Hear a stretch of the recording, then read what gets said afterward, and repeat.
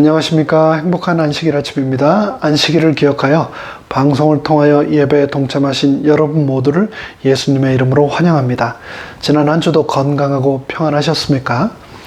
연세가 드시면 세월이 빨리 간다고 하지 않습니까? 그래서 60대는 60마일, 70대는 70마일, 80대는 세월이 80마일로 간다는데 정말 그러신가요? 그런데 한 해라는 시간도 마찬가지인 것 같습니다. 1월은 10마일, 2월은 20마일, 3월은 30마일로 가는 것 같은데요. 세월이 날아가는 화살 같다더니 벌써 12월이 되었고 정말 빠르게 시간이 날아가고 있습니다. 한 번 날아가면 두 번 다시 돌아오지 않는 2020년의 마지막 남은 한 달을 알차고 소중하게 특별히 하나님과 함께 하심으로 잘 마무리하시고 특별한 축복의 시간 되시기를 간절히 바랍니다. 아무리 캘리포니아라고 하지만 아침 저녁으로는 꽤 쌀쌀합니다. 일교차가 크기 때문에 감기, 특별히 독감에 걸리지 않도록 조심하시고요. 계속해서 코로나가 확산세에 급증세에 있으니 마스크 쓰기 또 손 씻기를 꼭 실천하셔서 건강하시기 바랍니다.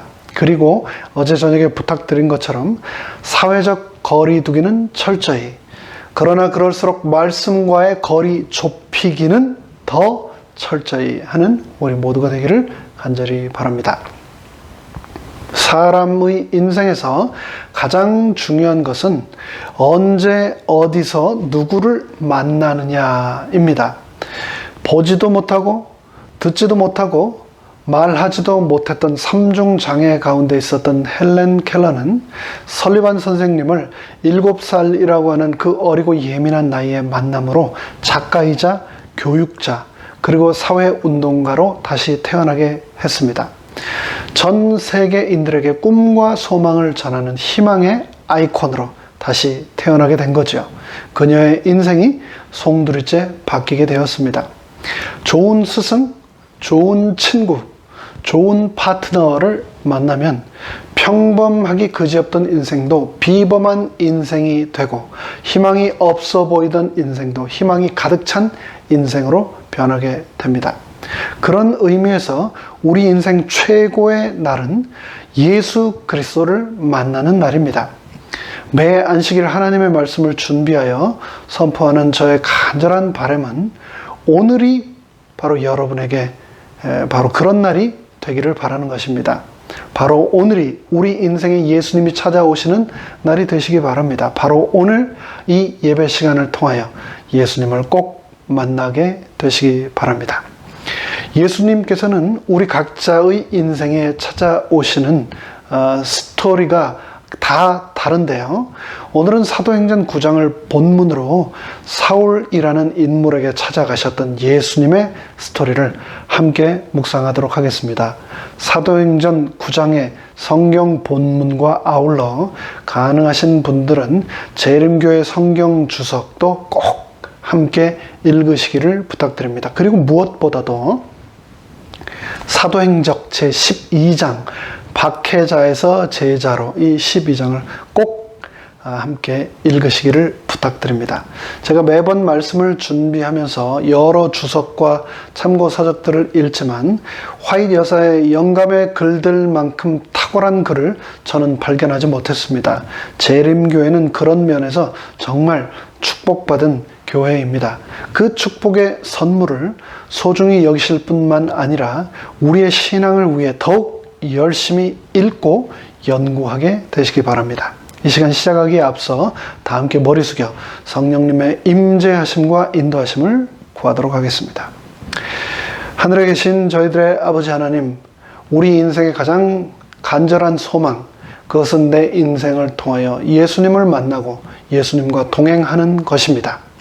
2000년 전 다메섹으로 가는 한 도상에서 그 만남이 그 누구보다도 간절히 필요했던 한 사람에게 직접 찾아가셨던 예수님의 놀라우신 역사를 오늘 우리가 성경 말씀을 펼치고 살피겠습니다. 이 시간 성령님 임재하여 주셔서 우리에게 친히 말씀하여 주시고 깨달음과 함께 큰 감동 주시기를 예수님의 이름으로 간절히 기원하옵나이다.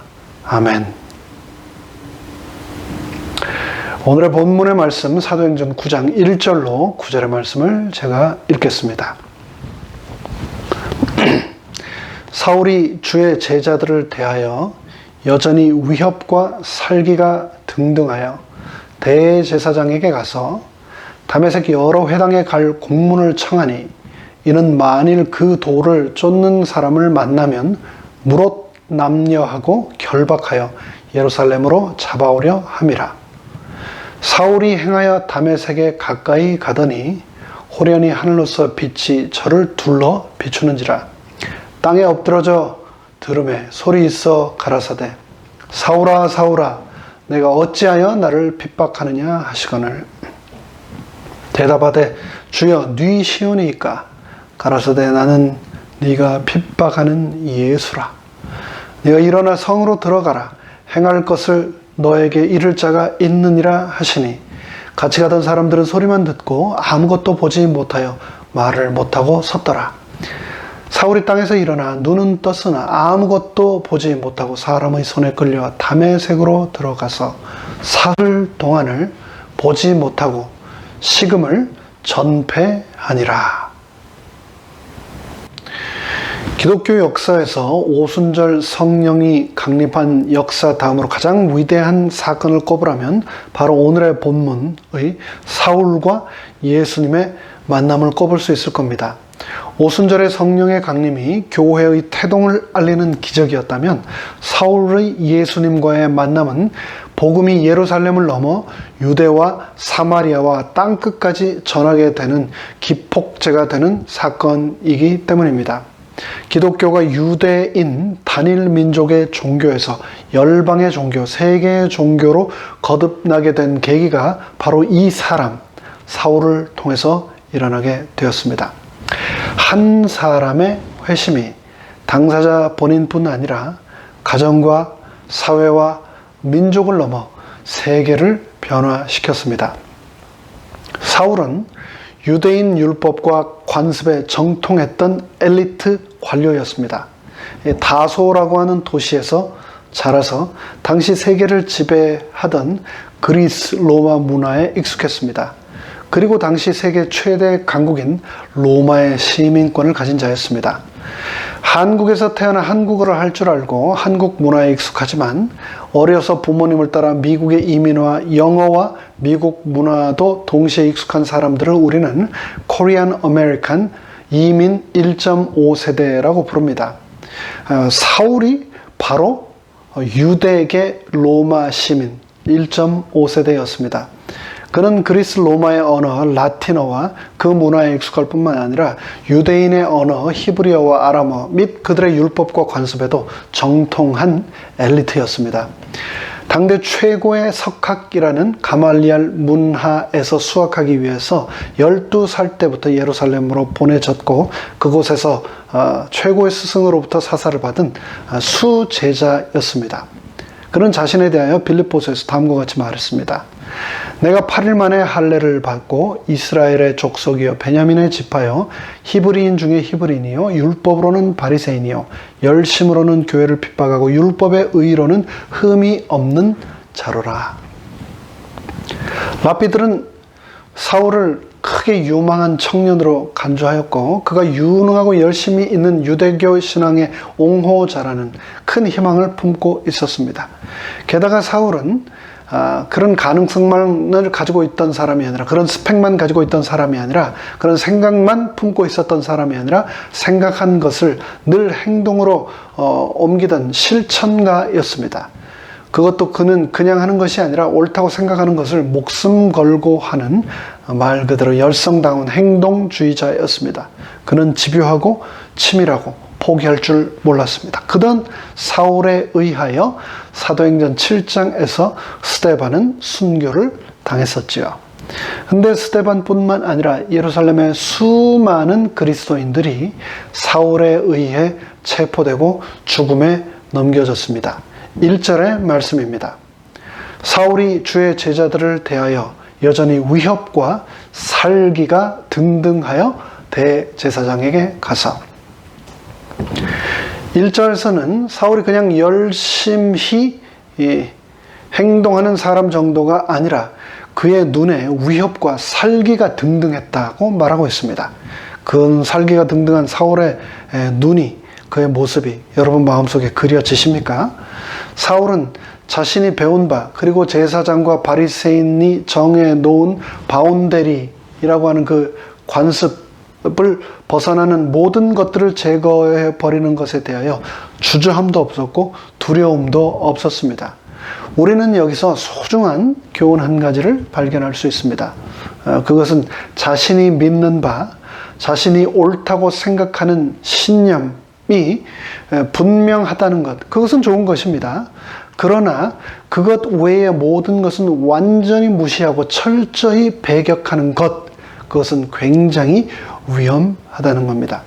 천상천하 유아독존, 나만 옳다고 하는 그런 사울적인 사고방식, 사울의 정신이 인류 역사를 통하여 수많은 비극을 불러왔습니다.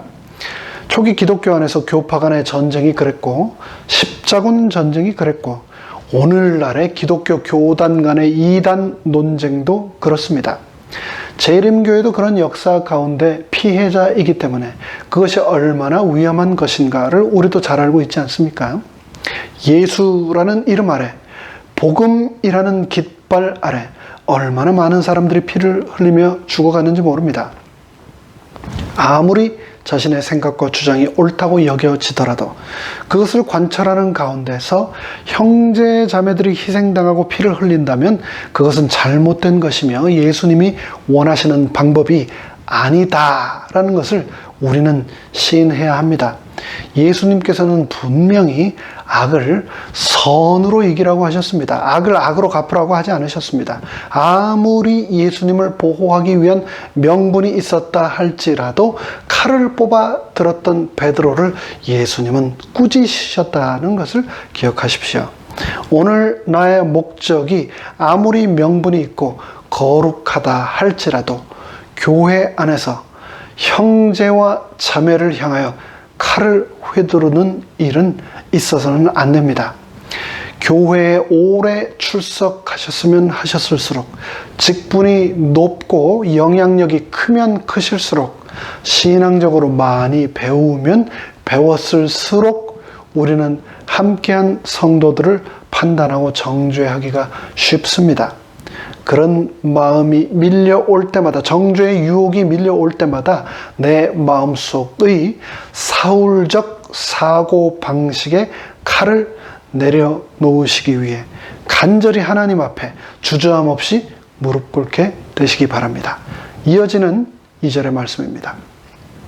다메섹이 여러 회당에 갈 공문을 청하니 이는 만일 그 돌을 좇는 사람을 만나면 무릇 남녀하고 결박하여 예루살렘으로 잡아오려 함이라. 사울은 사내들인 공의회원으로서 등용되어 권력 있는 자리를 차지하게 되었습니다. 사울은 스데반을 신문하고 판결하는 데 중요한 역할을 하였었죠. 이에 대하여 사도행전은 다음과 같이 기록하고 있습니다. 스데반의 죽음 이후 사울은 그때의 공로가 참작되어 사내들인 공회원에 선출되었다. 사도 바울이 언제부터 공회원이 되었는지를 사도행전이 명확하게 말해주고 있습니다. 한동안 사울은 하나님의 아들에 대한 반역을 수행하는 사탄의 수중에 유력한 도구였다. 그랬습니다. 그러나 사울은 하나님께서 그 순교자 스데반과 함께 하시는 뚜렷한 증거를 보고 예수를 따르는 사람들을 반대하고 핍박하고 죽이는 자신이 신봉했던 그 사업의 정당성을 의심하게 되었다라고 사도행전은 기록하고 있는데요.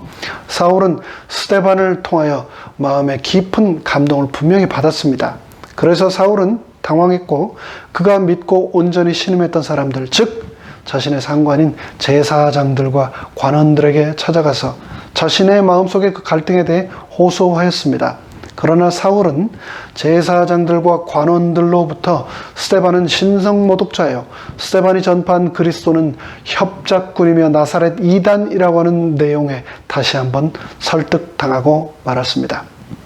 사울은 깊은 고민하였습니다. 그러나 결국 그는 자신이 받은 교육과 편견, 옛 스승들에 대한 존경심, 그리고 인기를 얻으려는 자신의 교만으로 그의 양심의 소리와 하나님의 은혜를 배반하고 말았습니다. 제사장들과 서기관들이 확실히 옳다고 마음속으로 스스로를 설득하고 결정하고 나자 사울은 예수와 그의 제자들이 가르친 교리에 대하여 더욱 확신을 가지고 매우 가혹한 반대자가 되었습니다. 예수를 그리스도로 믿는 거룩한 남녀들을 재판장으로 끌어다가 단순히 예수를 믿는다는 이유 하나만으로 투옥하고 심지어 사형에 처하게 선고한 사울의 활동으로 새로 조직된 교회들은 슬픔과 침울에 잠기게 되었습니다. 그리고 이로 인해 많은 사람들은 안전을 위하여 도망할 수밖에 없었습니다. 이 핍박으로 예루살렘에서 쫓겨난 디아스포라는 두루 다니며 복음의 말씀을 전하게 된 것입니다. 그들이 간 도시 가운데 다메섹이라고 하는 도시, 바로 오늘 등장하는 도시인데요. 고대 이스라엘 역사에서 가장 오래된 도시 중에 하나라고 하는 이 다메섹, 그곳에서 새로운 신앙으로 많은 개심자들을 또 초기 교회는 얻게 됩니다. 이로 인하여 대제사장들과 관원들은 방심치 않고 가혹한 박해를 예루살렘에서 뿐만 아니라 계속해서 해 나가야 한다라 생각하기에 이르렀습니다. 그들은 예수 그리스도의 가르침을 따르는 사람들에 대하여 예루살렘에서 취했던 단호한 조치, 핍박을 그곳에서도 취해야 한다라고 생각한 것입니다. 그런데 그들이 다메섹에서 하기를 바랬던 그리스도인들에 대한 이 가혹한 박해의 계획을 사울이 실천하겠다고 제사장들에게 제안한 겁니다. 사울은 그 공문을 가지고 만일 예수를 따르는 사람을 만나면 물론 남녀하고 남자든 심지어 여자들까지 봐주지 않고 결박하여 예루살렘으로 내가 다 잡아오겠습니다 라고 대제사장들에게 약속하고 체포권을 받게 되었습니다. 이와 같이 대제사장들의 권세를 위임받은 다수 사람 사울은 건장한 힘, 활력, 그리고 그의 젊음, 그릇된 열심을 가지고 다메섹을 향했습니다. 3절입니다. 사울이 행하여 다메섹에 가까이 가더니 호련히 하늘로서 빛이 저를 둘러 비추는지라. 근데 그 여정에서 사울의 삶의 방향을 전환시킨 특별한 사건이 일어났습니다. 그 잊지 못할 여행길의 마지막 날 정오에 사울 일행은 인근 산에서 흘러내리는 시원한 시냇물과 비옥한 땅, 그리고 아름다운 전원과 과실이 풍부한 과수원들이 다 보이는 곳에 이르렀습니다.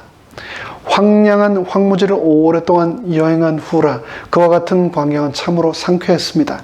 그렇게 사울이 그의 일행들과 함께 비옥한 평야와 함께 아름다운 성읍을 경탄하면서 바라보고 있을 때에 갑자기 너무나 밝아서 인간의 눈으로는 감당할 수 없는 큰 빛이 사울과 그의 일행들을 둘러 비추었습니다.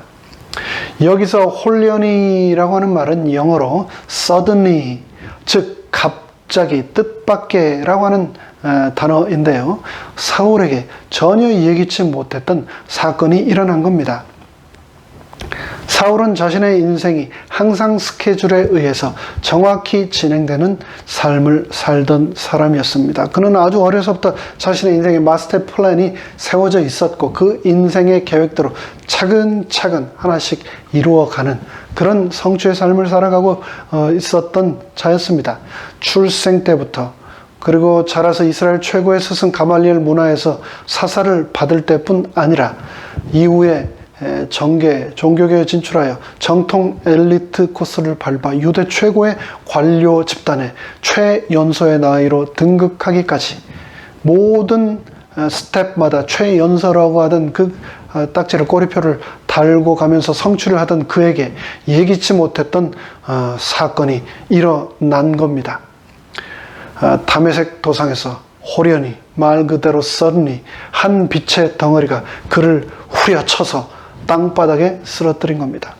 그 빛은 태초에 천지를 창조하셨던 분의 빛, 빛이 있으라 명령하심으로 지구가 충만해졌던 그 빛이었습니다. 그분의 임재가 지금 사울을 찾아온 것입니다. 그러자 평생을 고집과 자기 위선에 사로잡혀 갇혀있던 사울이 순식간에 무너졌습니다. 이를 통해서 우리는 중요한 사실을 또 한 가지 발견할 수 있습니다. 사람은 교육과 특별히 설득을 통해서 절대 변하지 않는다는 것입니다. 하나님의 빛이 내 양심과 내 자아를 때릴 때에만 하나님의 생명의 빛이 내 삶 속에 비추어질 때, 임할 때만 비로소 변합니다. 사울은 당대 최고의 학벌을 소유했고 수많은 언어를 구사할 수 있는 엘리트였지만 그의 아집을 그 교육과 수많은 설득이 깰 수 없었습니다. 사람은 빛이신 하나님을 통해서만 온전히 변화되기 때문입니다. 사울은 자신은 몰랐지만 자신이 옳다고 여기는 교만과 형제를 정죄하는 마음 때문에 사탄의 가장 유용한 도구로 사용되고 있었습니다. 자신은 교회를 세우고 있다고 확신에 차 있었는데 실상은 교회를 부수고 있었던 것이죠. 사울은 자신이 항상 옳다고 생각했습니다. 자기 의의로 똘똘 뭉쳐서 그 무엇도 그에게는 들리지 않고 보이지 않았습니다. 그랬던 사울을 하나님께서 세상 그 어떤 폭탄보다도 강력한, 그 어떤 레이저보다도 강력한 빛으로 그를 산산조각 내셨습니다. 그러자 그가 완전히 깨어지고 무너지고 말았습니다. 4절입니다. 땅에 엎드러져 들음에 소리 있어 가라사대 사울아 사울아 내가 어찌하여 나를 핍박하느냐 하시거늘. 하늘의 빛을 얻어 맞고도 꿋꿋이 서 수 있는 인간은 없습니다. 하늘의 빛을 얻어 맞은 사울은 서 있을 수 없었습니다. 그는 즉시 쓰러졌습니다. 그러면서 순식간에 자기의 위치를 깨닫게 되었습니다. 엎드려져 무너져 땅바닥에 기대어 있는 자세, 자신의 힘으로 아무것도 할 수 없다는 것을 고백하는 자세, 그것이 바로 예배자의 자세 아닙니까? 하나님께서는 빛으로 그를 땅바닥에 쓰러뜨려 누이시면서 참된 예배자로 거듭나게 하셨습니다. 모세도 그랬고 이사야도 그랬던 것처럼 하나님께서는 사울의 무릎을 꿇게 하셨습니다. 그 어떤 인간도 하나님 앞에서 자신의 얼굴을 꼿꼿이 세우고 있을 수 없습니다. 엎드려 얼굴을 가리고 그분의 자비만을 구할 수밖에 없는 죄인, 그것이 바로 인간이기 때문입니다. 하나님을 하나님으로 인정하고 엎드려 무너지는 것, 그것이 바로 예배의 시작입니다. 우리는 그러한 자세로 지금 이 예배에 임하고 있습니까? 그렇게 땅에 엎드려져 있는 사울에게 빛이신 그분께서 말씀하셨습니다. 사울아, 사울아. 성경에서 하나님이 사람의 이름을 2번 부르시는 것은 흔한 일이 아닙니다. 하나님께서는 무언가 급하고 중요한 일이 있거나 아니면 그 사람을 너무나 소중하게 여기셔서 일부러 그렇게 부르시는 경우 외에는 그렇게 부르지 않으셨습니다. 근데 지금 이 상황은 2가지 모두를 포함하고 있습니다. 영적 무지와 어둠 속에서 다메섹의 성도들을 핍박하고 죽이러 가는 사울을 하나님께서는 급하게 막으셔야만 했습니다. 그리고 그런 영적인 어둠 속에 있는 사울을 빛으로 건져내시기 위해서 하나님께서는 사울이 너무도 소중해서 그분께서는 사울아, 사울아 하고 부르셨던 겁니다. 사울아, 사울아, 네가 어찌하여 나를 핍박하느냐? 근데 그 빛 가운데서 그 음성을 듣고 사울은 깜짝 놀랐습니다. 사울은 하나님을 박해하러 가는 것이 아니라 이단을 박해하러 가는 중이었는데, 민족의 신앙과 하나님의 신성의 거룩함을 지키기 위하여 나사렛 이단 예수의 추종자들을 박해하러 가고 있는데, 하나님께서는 왜 나를 박해하느냐고 말씀하시는 겁니다. 예수님께서는 사울에게 핍박받지 않으셨습니다. 그러나 성도들이 받는 핍박이 곧 자신이 받는 핍박이라고 하시면서 성도들의 고난과 순교를 자신에게 하는 것으로 동일시 하시며 사울에게 말씀하셨습니다. 교회의 머리이신 예수님께서는 몸된 성도들의 고통을 자신의 고통이라고 말씀하신 겁니다. 우리는 원하든 원하지 않던 간에 이미 영적인 전쟁 한가운데 있는 존재입니다. 그 영적인 전쟁에서 사탄이 나를 쓰러뜨리고 고소하고 핍박하고 죽이기 위해 자신이 할 수 있는 모든 방법을 다 동원합니다. 그럼에도 불구하고 안타깝게 내가 할 수 있는 일은 별로 없습니다. 그런데 그런 나를 위하여 나를 공격하는 사탄을 예수님께서는 그냥 보고만 있지 않으신다는 겁니다. 그런 순간 두려워하거나 그렇기 때문에 절망하지 마십시오. 마귀가 나를 건드리는 순간 그것은 예수님을 건드리는 것입니다. 내가 구원하기로 구별한 내 아들과 딸들을 공격하는 것은 곧 나를 공격하는 것이다. 예수님께서는 그렇게 말씀하셨습니다. 그리고 예수님께서 나를 위하여 사탄을 대항하여 싸우십니다. 사탄의 오른팔이 되어 사울이 교회를 핍박하자 예수님께서는 사울을 쓰러뜨리신 겁니다. 5절입니다.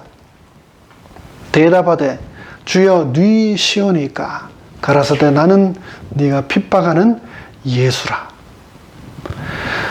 사울은 망치로 얻어맞은 듯 했습니다. 나는 바로 네가 핍박하는 예수라. 그리고 그는 즉시 깨달았습니다. 예수님이 하나님이셨구나. 사울은 하늘이 무너져 내리는 것 같았습니다. 자신이 평생 믿고 행해온 모든 것이 사탄의 속임수였음을 드디어 발견하게 된 겁니다. 사울은 그의 앞에 빛의 형상으로 서 계신 영광스러운 분께서 십자가에 못 박히셨던 예수님의 모습을 보았습니다. 그 상처받은 유대인의 영혼 위에 구주의 얼굴이 분명히 각인되어 있었습니다. 예수님의 말씀은 놀라운 힘으로 사울의 마음을 찔렀습니다. 사울의 어두운 마음 구석에 큰 빛이 비쳐 들어가 과거 생의 그의 무지와 과거 그리고 현재 그의 삶을 샅샅이 비추셨습니다. 사울은 비로소 자신이 예수님의 제자들을 박해함으로 실은 사탄의 일을 하고 있었다는 것을 깨닫게 되었습니다. 자신은 그것이 정의이며 자신은 그것이 하나님에 대한 충성이라고 생각했는데 그 모든 것들이 제사장들과 관원들에 대한 잘못된 맹신에 불과했음을 그는 비로소 깨닫게 된 것입니다. 관원들은 예수의 부활의 이야기는 제자들이 교묘히 날조한 것이라고 사울에게 말했습니다. 그리고 사울은 그들의 말을 믿었습니다. 그런데 예수께서 지금 사울 앞에 친히 나타나신 겁니다. 사울은 비로소 제자들의 주장이 진실임을 확인하게 되었습니다. 하늘의 빛이 비추이고 있는 그 시간, 사울의 마음은 놀랍도록 신속하게 움직였습니다. 사울은 자신이 평생 공부해온 구약 성경의 예언을 그제야 깨닫게 되었습니다. 모든 풀리지 않던 퍼즐들이 한 번에 맞아 돌아가기 시작했습니다. 성경의 유대인들에 의한 메시아 예수의 거절, 그의 십자가의 죽음, 부활, 그리고 승천을 선지자들을 통해 이미 예언하셨습니다. 하늘로부터 광명한 빛이 둘려 비치는 순간, 그 빛 가운데서 울려 퍼지는 예수님의 음성을 듣는 순간 사울은 성경의 그 모든 내용이 약속된 메시아, 바로 자신들이 십자가에 못 박아 죽인 예수님에 관한 것임을 깨닫게 되었습니다. 그 짧은 찰나의 순간 바울은 지난 몇 년간 근래에 예루살렘에서 일어났던 모든 일들이 성경에 예언된 일이었으며 그분이 바로 메시아였음을 알게 되었습니다. 그러면서 동시에 사울의 머릿속에는 얼마 전 순교한 스데반의 얼굴이 떠올랐습니다. 그리고 그가 죽으면서 마지막으로 남긴 설교가 떠올랐습니다. 스데반이 성령이 충만하여 하늘을 우러러 주목하여 하나님의 영광과 및 예수께서 하나님 우편에 서신 것을 보고 말하되 보라 하늘이 열리고 인자가 하나님 우편에 서신 것을 보노라 한대. 사울은 스데반이 돌에 맞아 죽기 전 실제로 하늘이 열리고 하나님 우편에 자신들이 못 박아 죽인 예수께서 서 계신 것을 사도 스데반 그가 보았던 것을 그제야 알게 되었습니다. 제사장들은 그 말이 신성 모독이라고 선언하였으나 이제 사울은 스데반의 모든 행동이 광신자의 미치광이적인 행동이 아니라 사실이었음을 알게 된 것입니다. 그 모든 것을 비로소 깨닫고 난 후 사울의 마음은 어땠을까요? 얼마나 큰 충격이었을까요? 예수님께서는 다메섹 도상에서 사울에게 처음 나타나셨지만 사실 예수님께서는 이전에 수없이 사울에게 나타나셨던 겁니다. 돌에 맞아 죽어가던 스데반을 통하여 예수님께서는 사울에게 나타나셨습니다. 죽어가는 스데반의 얼굴에 예수 그리스도의 영광이 반사되어 마치 그 얼굴이 천사의 얼굴과 같이 되었다고 사도행전 6장 15절은 기록합니다. 사울은 스데반의 얼굴에서 예수님께서 우리에게 보여주셨던 관용과 용서의 정신을 분명히 볼 수 있었습니다. 사울은 또한 자신이 고문하고 고통을 준 수없이 많은 그리스도인들이 보여준 꿋꿋함과 그 모든 고통을 기쁘게 감내하는 장면들을 통해서 그들의 얼굴을 통해서 예수님을 만날 수 있었습니다. 그들은 예수님 때문에 기꺼이 자신의 생명까지도 버렸지만 그들의 얼굴에서 두려움은 찾을 수 없었고 사울은 거기서 도리어 평화를 보게 되었습니다. 그랬던 그에게 다메섹 도상에서 예수님께서는 빛의 형상으로 다시 한번 나타나신 겁니다. 이제 사울은 더 이상 예수를 부인할 수 없었습니다. 거부할 수 없는 확신이 그의 마음에 밀려왔습니다. 사울은 자신이 빛 가운데서 만난 이 분이 바로 메시아시요 구주이심을 의심하지 않았습니다. 사울은 떨고 놀라면서 이제 내가 어떻게 해야 합니까? 라고 물었습니다. 그러자 망연자실하고 있던 사울에게 예수님께서는 다음과 같이 말씀하셨습니다. 6절입니다. 내가 일어나 성으로 들어가라. 행할 것을 너에게 이를 자가 있느니라 하시고 예수님께서는 사울을 예루살렘으로 돌려보내지 않으셨습니다. 그리고 그 자리에서 심판으로 그를 죽이지도 않으셨습니다. 대신 예수님께서는 사울을 가던 길 계속해서 다메섹으로 인도하셨습니다. 예수님의 제자들을 박해하기 위해 다메섹으로 가던 사울이 예수님의 제자가 되어 그곳으로 가게 되었습니다. 그리고 자신이 평생 믿어오던 것들이 송두리째 무너져 버려 망연자실하고 있는 사울을 위해 예수님께서는 이미 새로운 계획을 가지고 그곳에 모든 것을 준비시켜 두셨던 겁니다. 행할 것을 너에게 이를 자가 있느니라. 하나님은 특별한 목적을 가지고 사울을 그곳까지 부르셨고 계속해서 그 목적을 성취하기 위하여 그 길을 인도하셨습니다. 우리도 마찬가지입니다. 내 인생이라고 하는 다메섹 도상에서 내가 평생 믿어오던 것들이 송두리째 무너져 내려 망연자실하고 있는 나를 위하여 예수님께서는 플랜 B를 가지고 계십니다. 예수님께서는 특별한 목적을 가지고 나를 이곳까지 인도하셨고 그 목적을 성취하시기 위하여 앞으로의 내 길도 함께 하신다고 약속하셨습니다. 7절 말씀입니다. 같이 가던 사람들은 소리만 듣고 아무도 보지 못하여 말을 못하고 섰더라. 같이 가던 사람들은 소리만 듣게 되었는데 그 소리가 무슨 의미인지 아무도 알아듣지 못했습니다. 오직 사울만 그 자리에 임하셨던 예수님을 볼 수 있었고 그 음성을 알아들을 수 있었습니다. 여기서 우리는 또 한 가지 중요한 영적 사실을 발견하게 됩니다. 그것은 하나님께서는 각 사람들에게 고유하고 특별한 방법으로 말씀하신다는 겁니다. 그렇기 때문에 하나님께서는 나에게 어떻게 말씀하시는가를 늘 귀 기울이며 살되 남들에게 어떻게 말씀하시는가까지 대신 들어주려고 노력해서는 안 됩니다. 그분들에게는 하나님께서 각자 다 직접 말씀하실 것입니다. 그렇기 때문에 나에게 들려주시는 그분의 음성과 그분의 메시지에 우리는 집중하며 살아야 합니다. 저는 매번 설교 말씀을 준비하고 또 준비한 말씀을 전하면서 많이 놀랍니다.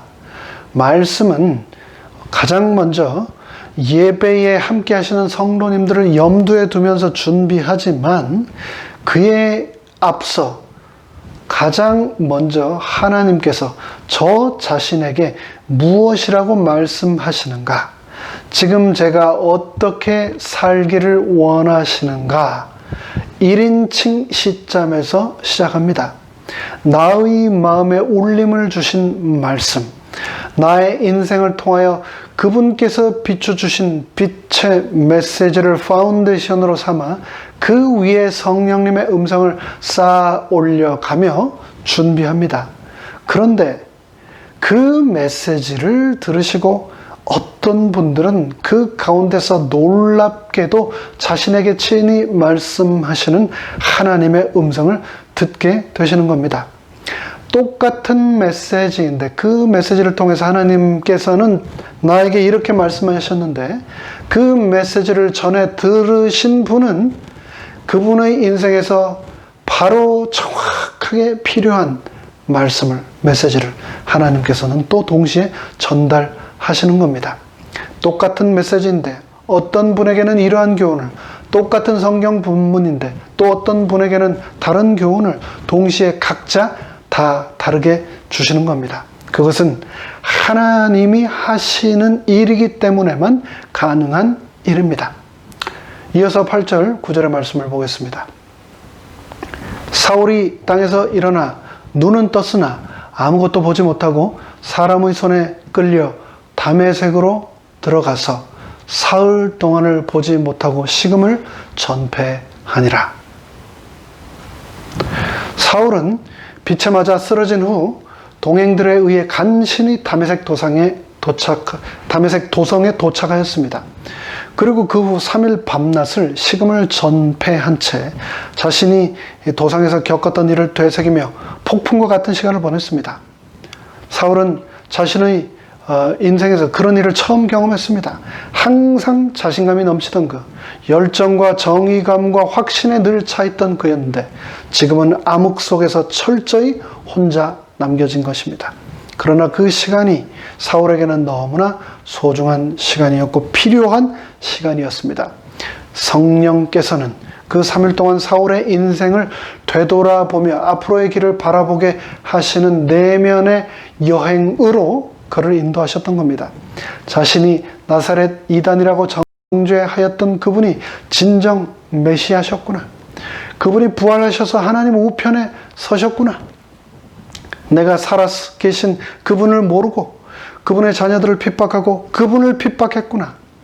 내 앞에서 죽은 스데반, 그가 한 모든 말들이 진실이었구나. 내가 죽도록 하락했던 수많은 그리스도인, 그들이 죽어가면서 하면 찬송과 고백이 모두 진실이었구나. 내가 잘못했구나. 내가 하나님의 일을 한다고 하면서 하나님을 방해하고 하나님을 핍박했구나. 하나님의 사람들에게 아픔을 주었구나. 내가 교만했구나. 내가 죄인 중에 괴수였구나. 그에게 회개와 함께 깨달음이 밀물처럼 밀려 들어갔습니다.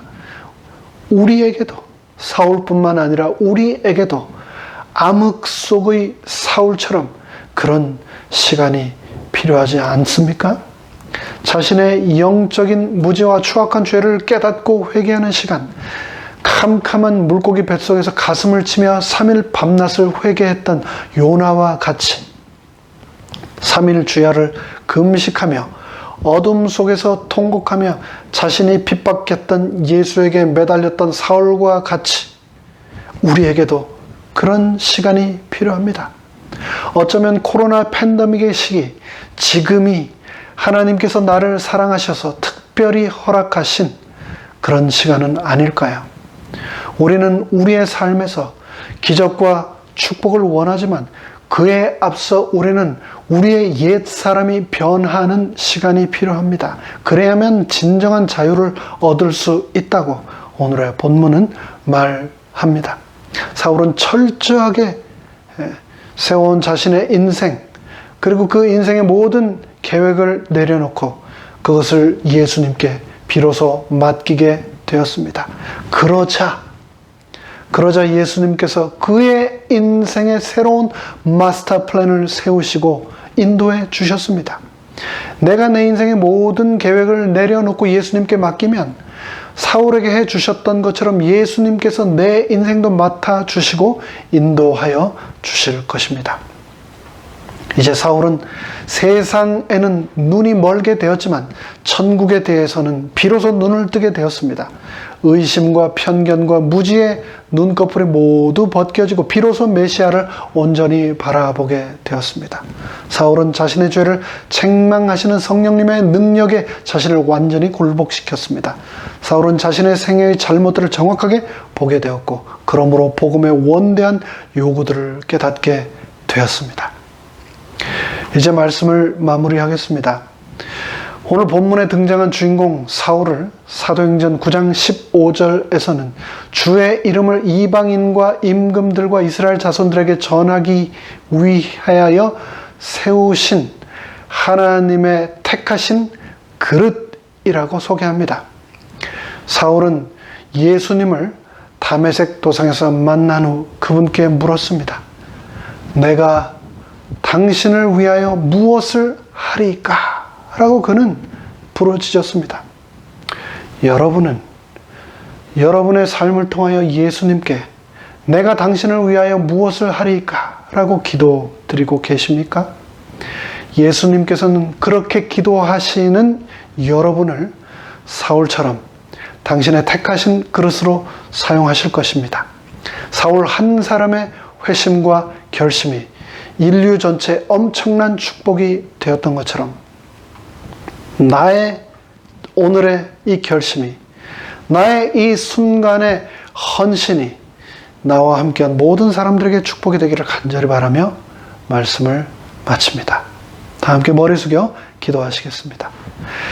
하늘에 계신 저희들의 아버지 하나님, 다메섹과 같은 우리 인생의 길을 성공을 향하여 쉼 없이 질주하여 온 그 길에서 하나님께서는 나를 세우시고 태초에 천지를 창조하셨던 그 빛의 형상으로 나를 멈추어 무릎 꿇게 하시고 하나님께 진정한 예배자로 다시 태어나라고 지금 이 순간 말씀하고 계시지는 않습니까? 지난 내 생애를 되돌아보고 내가 참된 죄인이었고 내가 정말 죄인 중에 괴수였음을 사울처럼 깨닫게 하여 주시옵소서. 이 팬데믹의 시간이 요나가 물고기 뱃속에서 가슴을 치며 통회하였던 3일 밤낮과 같은 시간이 되게 하여 주시옵소서. 사울이 다메섹에서 골방에서 식음을 전폐하고 하나님께 울부짖었던 그러한 통회의 시간이 되도록 하나님, 나의 이 순간, 나의 이 시간을, 나의 이 여정을 주님 붙들어 주시고 은혜 베풀어 주시옵소서. 그래서 예수님을 만나게 하여 주시옵소서. 예수님을 만남으로 내 인생이 완전히 변화되게 하여 주시옵소서. 내 인생이 저주와 죽음을 향한 길이 아니라 축복과 은혜와 저 천국 영생을 향한 바른 길을 향한 여정이 되도록 축복하여 주시옵소서. 모든 말씀 예수 그리스도의 이름으로 간절히 죽어나옵나이다. 아멘.